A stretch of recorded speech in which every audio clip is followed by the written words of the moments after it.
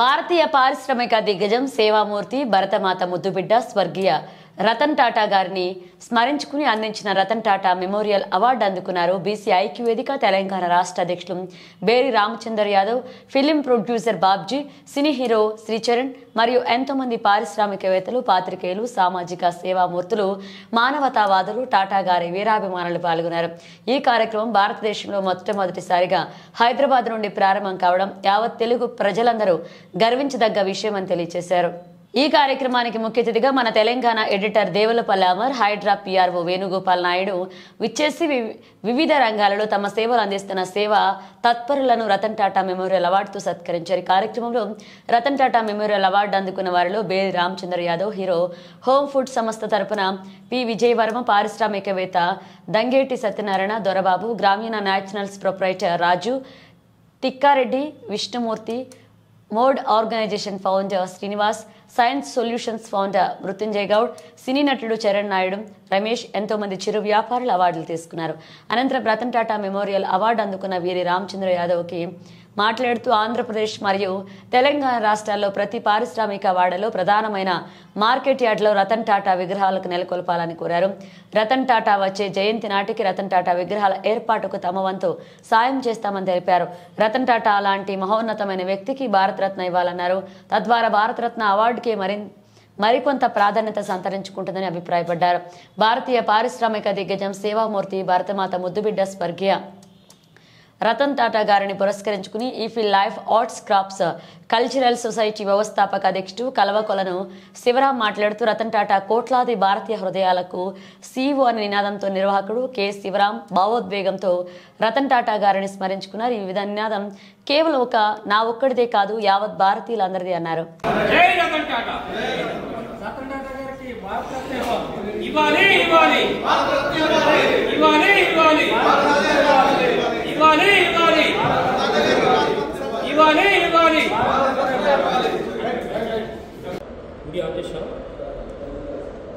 రతన్ టాటా గారి ఆశయాలు భారతదేశంలో ఉన్న యువత అందరూ కూడా ఆయనను ఆదర్శంగా తీసుకొని మరి సమాజంలో మంచి నడవడిక నడవాలి. మరి రతన్ టాటా గారు ఎన్నో కంపెనీలు పెట్టి ఎంతోమంది ఉద్యోగాలు ఇచ్చి గొప్ప వ్యక్తిగా రతన్ టాటా గారు ఈరోజు ఆయన పుట్టినరోజు సందర్భంగా రతన్ టాటా మన జయంతి ఉత్సవ కార్యక్రమం భాగంగా ఈరోజు ఆయనకు ఘనంగా నివాళులర్పిస్తూ ప్రతి భారతీయుడు గౌరవించదగ్గ గొప్ప వ్యక్తి మన రతన్ టాటా గారు.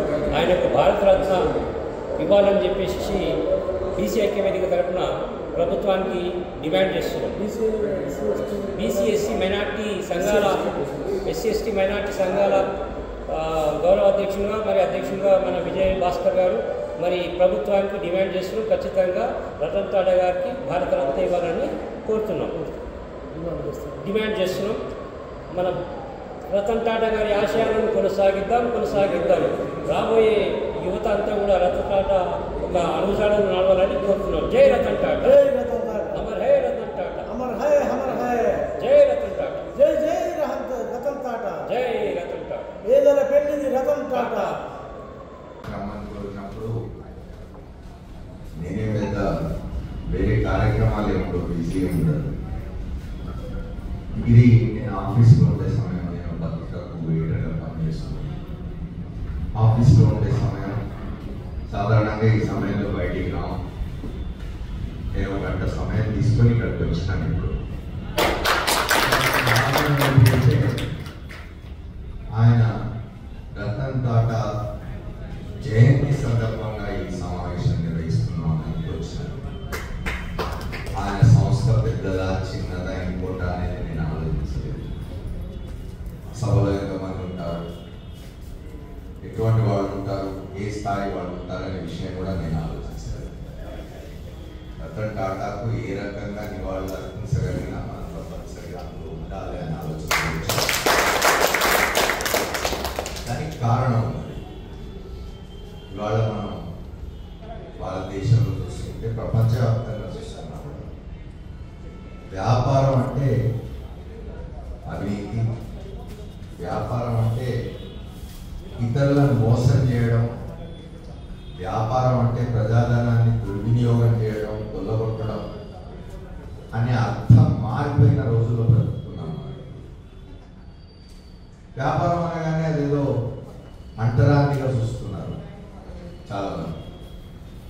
వ్యాపారులు అంటేనే వీళ్ళు జనాన్ని మోసం చేసేవాళ్ళు, సమాజానికి నష్టం చేసేవాళ్ళు, వందల వేల కోట్ల రూపాయలు ప్రజాధనాన్ని దుర్వినియోగం చేసేవాళ్ళు, బ్యాంకుల నుంచి రుణాలు తీసుకొని ఎగవేసి అది కట్టాల్సిన పరిస్థితి వచ్చినాడు విదేశాలకు పారిపోయేవాళ్ళు అనే ఒక అభిప్రాయం వాళ్ళ సర్వత్రా నెలకొని ఉన్నది. చాలామంది మనం చూస్తున్నాం, చదువుకోగానే కొంతమంది డాక్టర్లు అవుతాం అనుకుంటారు, కొంతమంది ఇంజనీర్లు అవుతాం అనుకుంటారు, కొంతమంది సైంటిస్టులు అవుతాం అనుకుంటారు. ఇట్లా చాలా రకరకాల వృత్తులను ఎంచుకుంటూ ఉంటారు.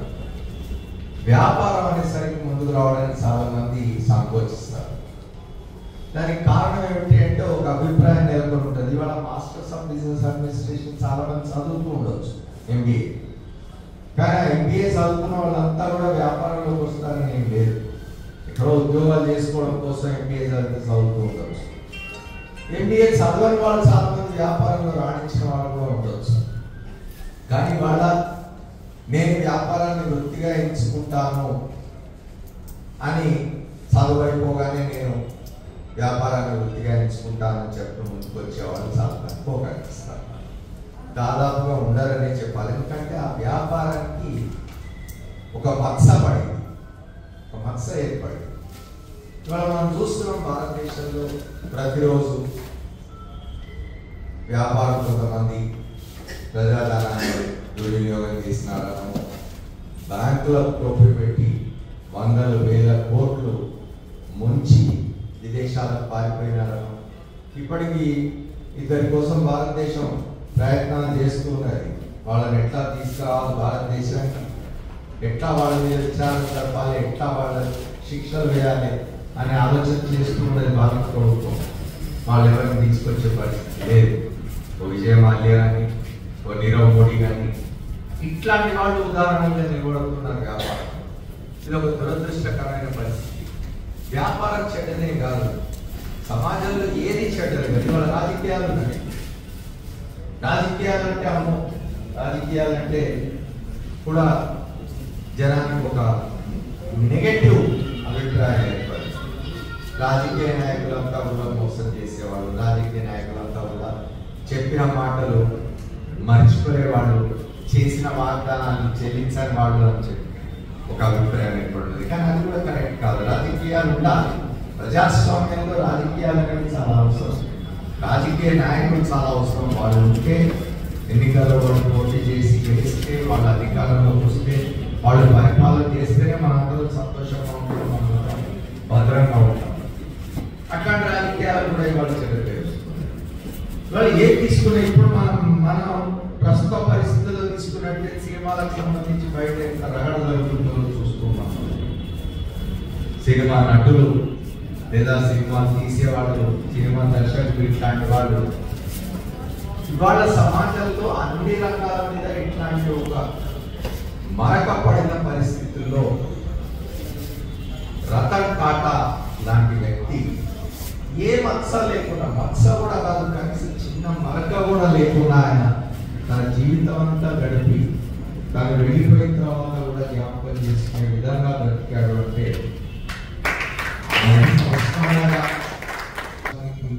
నేను రాను అందుకే వచ్చినాను. ఆయన నిజానికి ఇప్పుడు మిత్రుడు చెప్తున్నాడు కార్పొరేట్ సోషల్ రెస్పాన్సిబిలిటీకి సంబంధించి. అసలు ఈ దేశాల్లో సిఎస్ఆర్ అనేది ఆలోచన తీసుకొచ్చిన వాడు కార్పొరేట్ సెక్టర్స్ అంటే వ్యాపారులు, ప్రైవేట్ వ్యాపారులు, పారిశ్రామికవేత్తలు పెద్ద ఎత్తున వ్యాపారాలు చేసి వందలు వేల కోట్లలో ఆదాయాలు సంపాదించిన తర్వాత ఎంతో కొంత వాళ్ళ బాధ్యతగా సమాజంలో అట్టడులో ఉన్నవాళ్ళు లేదా పేదరికంలో ఉన్నవాళ్ళు, ఎటువంటి సౌకర్యాలకు నోచుకొని వాళ్ళు ఉంటారు ఈ సమాజంలో, వాళ్ళకి ఎంతో కొంత సహాయం చేయాల్సిన బాధ్యత మన మీద ఉన్నది అని ఆలోచించిన వాడు. ఆయన కారణంగానే సిఎస్ఆర్ అనేది వచ్చింది. వాళ్ళ భారతదేశంలో వ్యాపార సంస్థలు సిఎస్ఆర్ అనేది మ్యాండేట్ అయింది. కార్పొరేట్ సోషల్ రెస్పాన్సిబిలిటీ వాళ్ళ ఏ కార్పొరేట్ సంస్థ అయినా సరే తప్పనిసరిగా కార్పొరేట్ సోషల్ రెస్పాన్సిబిలిటీ కింద కొంత శాతం తన లాభాల నుంచి తన ఆదాయాల నుంచి ఖర్చు పెట్టాల్సిన పరిస్థితి వాళ్ళు రావడానికి కారణం రతన్ టాటా గారి ఆలోచన. ఆయన ఆలోచన కారణంగా వచ్చిన ఆయన చాలా నిరాడంబరంగా బతికినాడు. ఆయన రెండో